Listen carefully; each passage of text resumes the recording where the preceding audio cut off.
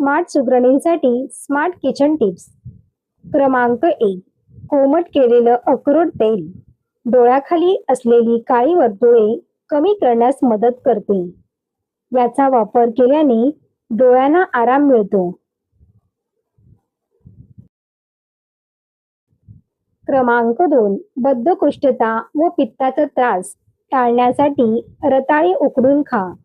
याने नैसर्गिकरित्या पोट साफ ठेवण्यासाठी मदत होते.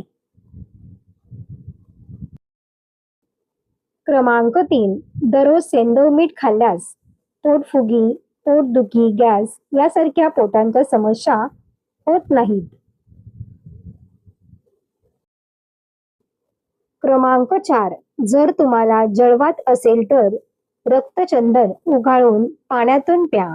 याशिवाय रक्तचंदनाचा लेप लावल्याने सुद्धा जळवाताचा त्रास कमी होतो. क्रमांक 5. अश्वगंधाचे चूर्ण कोमट पाण्याबरोबर घेतल्यामुळे वेदना व सांधेदुखी सूज दूर होते.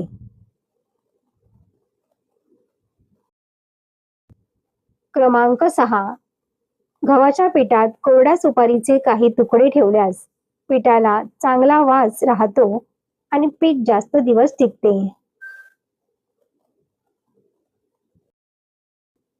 क्रमांक 7. हृदयरोग्याने रोज 2 पाकळ्या लसूण खाव्यात, ज्यामुळे ब्लॉकेजेस निघून जातात.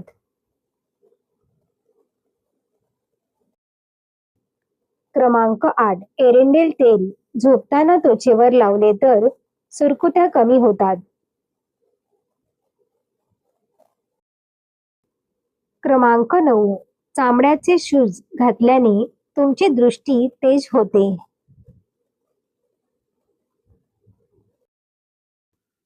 क्रमांक 10. जर तुमची टाच फार दुखत असेल तर रात्री एरंडेल तेलामध्ये थोडी हळद टाकून कोमट करून टाचांवर लावल्याने वेदना व भेगा कमी होतात.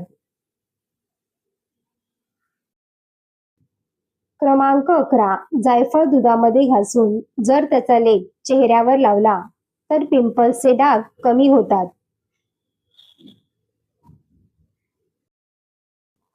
क्रमांक 12. जर तुमचे शरीर सुजल्यासारखे वाटत असेल किंवा पोट अगदी गच्च जड वाटत असेल तर हिंग जिऱ्याचे पाणी उकळून प्यावे.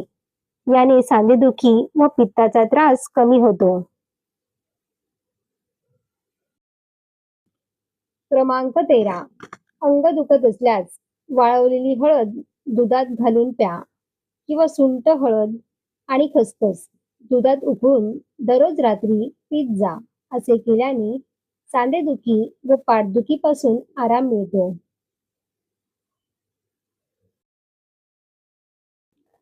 क्रमांक 14.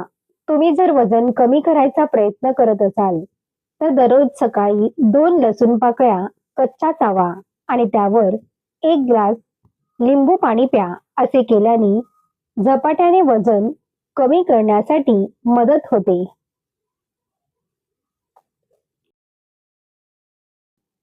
क्रमांक 15.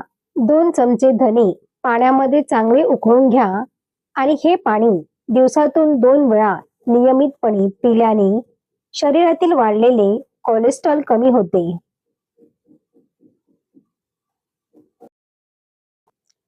क्रमांक 16. टोमॅटो पचन चांगले होण्यासाठी अत्यंत फायदेशीर आहे. टोमॅटो खाल्ल्याने बद्धकोष्ठता व अपचनाचा त्रास कमी होऊन पचनशक्ती सुधारते.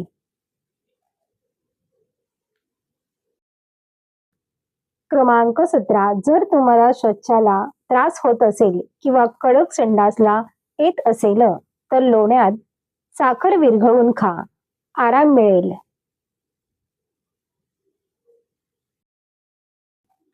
क्रमांक 18. पोटातील गॅस कमी व्हावा यासाठी लिंबू रसामध्ये आल्याचा रस मिसळून प्या. क्रमांक 19. कडुलिंबाचे 2 थेंब टूथपेस्टवर टाकून दात घासल्याने दातदुखी व दाढदुखी थांबते.